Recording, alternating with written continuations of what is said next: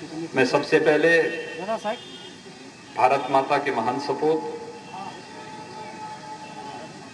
भारतीय राजनीति में गांव के लिए, गरीब के लिए, किसान के लिए, नौजवान के लिए और समाज के प्रत्येक तबके के बारे में एक स्पष्ट और पारदर्शी सोच को स्थापित करने वाले सदैव पंडित दीनदयाल उपाध्याय जी की इस पावन पुण्यतिथि के अवसर पर प्रदेशवासियों की ओर से उन्हें विनम्र श्रद्धांजलि अर्पित करता हूं। हम सब जानते हैं कि आज से 53 वर्ष पूर्व आज ही के दिन पंडित दीनदयाल उपाध्याय जी अपने भौतिक काया को छोड़ करके हमसे अलग हुए थे, लेकिन उनकी उपस्थिति उनके विचारों के माध्यम से, उनके विचार दर्शन के माध्यम से निरंतर पार्टी को और समाज को अनुप्रेरित करती रही और आज उसी का परिणाम है कि पंडित दीनदयाल उपाध्याय जी के इस अंत्योदय और एकात्म मानव दर्शन के प्रेरणा प्राप्त करके आज केंद्र और प्रदेश सरकार देश के गांवों के बारे में, देश के गरीब के बारे में, महिलाओं के बारे में, युवाओं के बारे में, समाज के प्रत्येक तबके तक विकास की योजनाओं को पहुंचाने के बारे में कुछ सोच पा रही है, कुछ कर पा रही है, तो वास्तव में इसके प्रेरणा स्रोत पंडित दीनदयाल उपाध्याय है। आपने कभी सोचा होगा, आप सार्वजनिक जीवन में कार्य करने वाले कार्यकर्तागण हैं और आपने कभी इस बात को सोचा भी नहीं होगा कि वास्तव में कोई राजनीतिक दल ऐसा भी होगा कि जो केवल बोलने में नहीं बल्कि जो बोला जाए उसका ईमानदारी पूर्वक क्रियान्वयन भी हो सके, इसको ध्यान में रख करके अपने कार्यक्रमों को आगे बढ़ाए। और यही तो हुआ है। 2014 में जब प्रधानमंत्री मोदी जी इस देश की कमान संभालते हैं तो उस समय उन्होंने एक ही बात कही थी। लोग ये मानते थे मोदी जी आएंगे पता नहीं क्या हो जाएगा, मोदी जी आएंगे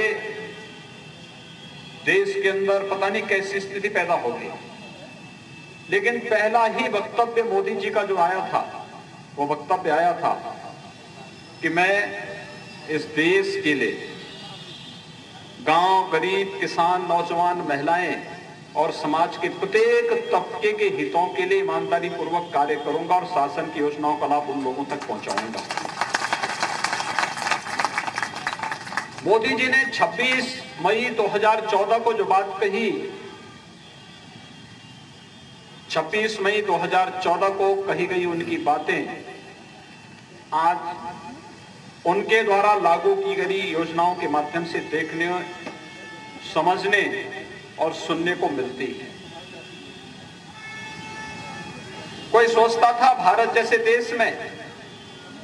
6 वर्ष के अंदर 2 करोड़ लोगों को आवास मिल जाएगा। कोई सोचता था 10 करोड़ लोगों को शौचालय मिल जाएगा, 8 करोड़ लोगों को रसोई गैस के सिलेंडर मिल पाएंगे, 12 करोड़ किसानों को प्रधानमंत्री किसान सम्मान निधि का लाभ मिल पाएगा, 35 करोड़ गरीबों के जनधन अकाउंट खुल पाएंगे, देश की आधी आबादी 5 लाख रुपए सालाना स्वास्थ्य बीमा का कवर पाएगी, हर घर तक शुद्ध पेयजल की आपूर्ति के लक्ष्य को लेकर के जल जीवन मिशन लागू हो पाएगा। 1947 से लेकर के 2014 तक एक सपना था, लेकिन 2014 के बाद हमने अपनी आंखों से इसको हकीकत में बदलते हुए देखा है। ये हकीकत जिसे आज व्यवहारिक रूप से मोदी जी धरातल पर उतार रहे हैं, इसकी प्रेरणा के असली स्रोत कोई है तो वह है पंडित दीनदयाल उपाध्याय जी का वह सोच और दर्शन, जिसमें उन्होंने गांव के लिए, गरीब के लिए, किसान के लिए, नौजवान के लिए, महिलाओं के लिए, समाज के प्रत्येक तबके के लिए घोषणाएं की थी और जिसके उन्होंने उसका एक विचार व्यक्त किया था, भारतीय जनसंघ कैसे काम करेगा, भारत की आर्थिक नीतियां किस पर केंद्रित होनी चाहिए, भारत के अंदर हम किस प्रकार की व्यवस्था से भारत का सर्वांगीण विकास कर पाएंगे, ये सभी भाव उसमें स्पष्ट देखने को मिलते थे। और आज यही कारण है कि पंडित दीनदयाल उपाध्याय जी की प्रासंगिकता केवल भारत नहीं विश्व मानवता उसे स्वीकार करती है, उसे अंगीकार करती है। हर एक फील्ड में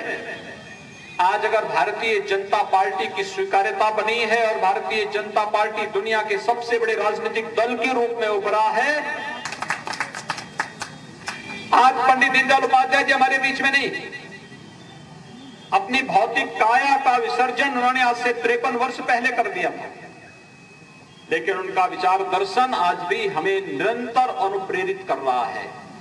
जीवन के हर एक फील्ड में। यही कारण है कि कोरोना के दौरान जब दुनिया पस्त थी, पूरी दुनिया जब अस्त व्यस्त थी, तब भारतीय जनता पार्टी का एक एक कार्यकर्ता अगर एक गरीब के लिए, एक किसान के लिए, एक प्रवासी मजदूर के लिए अपनी जान की परवाह के बगैर कार्य कर रहा था, इसके पीछे पंडित दीनदयाल उपाध्याय की सोच थी। अगर वो कार्य कर रहा था इसलिए क्योंकि इसे मालूम है कि पंडित दीनदयाल उपाध्याय जी की प्रेरणा हमारे साथ है, उनका आशीर्वाद हमारे साथ में है और उनकी प्रेरणा उस गरीब के लिए है जो अपनी नौकरी छूटने के कारण, लॉकडाउन के कारण पलायन करने के लिए मजबूर हुआ, लेकिन मुझे उसकी चिंता करनी है, स्वयं की चिंता नहीं करनी है, क्योंकि स्वयं की चिंता अगर मैं करूंगा तो फिर क्या स्थिति होगी। जो पंडित दीनदयाल उपाध्याय हमेशा अपने वक्तव्य में एक बात को कहते थे, उनकी जो बातचीत होती थी, जिन बातों को लगातार फोकस करते थे, आदि शंकराचार्य की जीवनी जब उन्होंने लिखी तो उसमें उन्होंने आदि शंकराचार्य की जीवनी में इस बात को स्पष्ट किया कि जब आदि शंकराचार्य भिक्षाटन के लिए जाते हैं, एक घर के सामने जाते हैं, बड़ी हवेली होती है, वे भिक्षामदेही का जैसे ही आह्वान करते हैं, इससे पहले कि घर की मालकिन भिक्षा लेने के लिए घर के अंदर जाती है, भिक्षा लेकर के आती है, उनकी नजर उस हवेली के सामने पड़ी हुई एक झोपड़ी में निकल रही कराह पर पड़ती है और उनके मन में बात कौंध उठती है कि इतनी बड़ी हवेली के सामने इस छोटी सी झोपड़ी में एक व्यक्ति भूखों करा रहा है, क्या इन लोगों की आवाज इस कराह पर नहीं पहुंच पा रही है क्या? और अगर नहीं पहुंच पा रही तो इसका मतलब कहीं ना कहीं संवेदना की कमी है। ऐसा न हो कि मैं भी इस अन्न को ग्रहण करके संवेदनहीन हो जाऊं, तो उन्होंने तय किया कि मैं हवेली से आने वाली भिक्षा को भी ग्रहण नहीं करूंगा। और आदि शंकराचार्य जैसे घर की मालकिन भिक्षा लेकर के आती है और भिक्षा लेने के लिए उनसे आग्रह करती है, उन्होंने भिक्षा लेने से इनकार कर दिया। उन्होंने कहा नहीं, आपके घर के सामने इस भिक्षा की आवश्यकता मुझे नहीं है, लेकिन आपके घर के सामने इस झोपड़ी में निवास करने वाला यह व्यक्ति जो भूखों से करा रहा है, अगर भिक्षा आप उसको दे देती तो संभवतः आपको ज्यादा पुण्य लगेगा, बशर्ते मुझ जैसे व्यक्ति को भिक्षा देने की तुलना में। और आपने देखा होगा भारतीय जनता पार्टी का करोड़ों कार्यकर्ता लॉकडाउन के अंदर, पूरे देश के अंदर जहां कहीं भी सामाजिक संगठनों के साथ किसी एक राजनीतिक दल का कार्यकर्ता वहां पर सहयोग के साथ खड़ा होता हुआ दिखाई दिया था, वह भारतीय जनता पार्टी का कार्यकर्ता था। मार्गदर्शन प्रधानमंत्री मोदी जी का जरूर था, प्रेरणा प्रधानमंत्री मोदी जी की जरूर थी, आदेश राष्ट्रीय अध्यक्ष जी का जरूर था, लेकिन भाइयों बहनों उसके अंतःकरण में भाव तो पंडित दीनदयाल उपाध्याय जी का ही था। और आज जब हम 53वीं पुण्यतिथि के अवसर पर सदैव पंडित दीनदयाल उपाध्याय जी का स्मरण कर रहे हैं, उन्हें अपनी विनम्र श्रद्धांजलि अर्पित कर रहे हैं। हम सबको इस बारे में सोचना होगा। भारतीय जनता पार्टी देश और दुनिया के अंदर सबसे बड़े राजनीतिक दल के रूप में, अपने एक अलग पहचान बनाने वाले दल के रूप में इसलिए स्थापित हुआ है क्योंकि भारतीय जनता पार्टी के कार्यकर्ताओं के लिए भारतीय जनसंघ के समय से ही पंडित दीनदयाल उपाध्याय जी ने कुछ बातें, कुछ मूल्य, कुछ आदर्श, कुछ सिद्धांत उनके लिए सुनिश्चित किए थे। और जब तक हम इन मूल्यों, इन सिद्धांतों के साथ चल करके अपने सार्वजनिक जीवन में आगे बढ़ेंगे, हम अपने इस विचार प्रवाह को इसी रूप में आगे बढ़ाने में, ले जाने में सफल होंगे। आज के इस अवसर पर एक बार फिर से मैं पूरे प्रदेशवासियों की ओर से अंत्योदय और एकात्म मानव दर्शन के प्रणेता पंडित दीनदयाल उपाध्याय जी को विनम्र श्रद्धांजलि अर्पित करते हुए आप सबका आह्वान करूंगा कि हम सभी पंडित जी के बताए हुए उन मार्गों को अनुसरण करते हुए लोक कल्याण के लिए, राष्ट्र कल्याण के लिए अपना जीवन समर्पित करेंगे। इस विश्वास के साथ आप सबके प्रति भी मैं अपनी हृदय से मंगलमय शुभकामनाएं व्यक्त करते हुए आप सबको मौनी अमावस्या की भी